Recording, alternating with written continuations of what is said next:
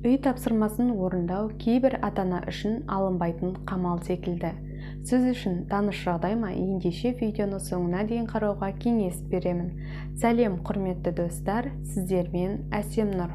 Бүгін сіздермен үй тапсырмасын орындауда жіберілетін негізгі қателіктерді айтатын боламын. Менімен бірге болыңыздар, каналыма тіркеліп, лайк басып, комментарий қалдыруды ұмытпаңыздар. Үй тапсырмасын орындауда жіберілетін қателіктер. Бірінші, ата-ананың сөгіс айтуы немесе баланы жазалауы. Бала осы уақытта өзін кінәлі сезінеді. Бала кей уақытта үй тапсырмасын оңай әрі тез орындайды. Кей уақытта енжарлық танытып орындағысы келмейді. Осы уақытта не істеуіңіз қажет? Баланы мақтаңыз және қолдаңыз. Мәселен, 17:00-ге дейін үй тапсырмасын орындап болсаң, бірге серуендейміз, немесе театрға барамыз деген сияқты кішігірім келісім ұсынуға тырысыңыз. Екінші, жіберілетін қателік. Бала үй тапсырмасын шашылған кітаптар мен дәптерлердің үстінде оқуға тырысады. Үстел үстіндегі бейберекетсіздік бастағы бейберекетсіздік, яғни мидағы бейберекетсіздікпен тең.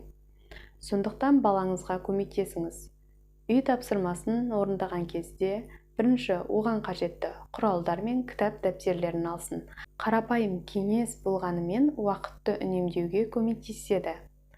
Үшінші, бала үй тапсырмасын уақытында орындамауы. Егер бала жұмысты уақытында орындамаса, істі кейінге қалдырса, осы себептен баланың кешігу әдеті пайда болады. Сондықтан балаңызға мақсатқа жету жолында барлығына үлгеру қажет деп түсіндіріңіз. Төртінші, жіберілетін қателік бұл шексіз уақыттың бөлінуі. Үй тапсырмасын уақытта кейбір балаларға шексіз уақыт бөлінеді. Балаға уақыт шектеулі берілсе, үй тапсырмасын сапалы және оңай орындауға тырысады. Ата-аналарға арналған кеңестер. Бірінші кеңес, балаңызды тыңдай біліңіз. Екінші, балаңызға жаза емес, жауапкершілік алуды үйретіңіз.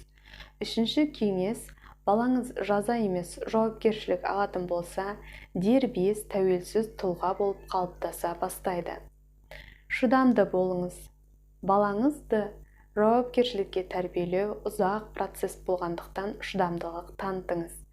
Сіздермен болған Әсем Нұр. Егер видео сізге пайдалы болса, міндетті түрде лайк басып, комментарий қалдыруды ұмытпаңыздар. Және достарыңызбен де бөлісе отырыңыз.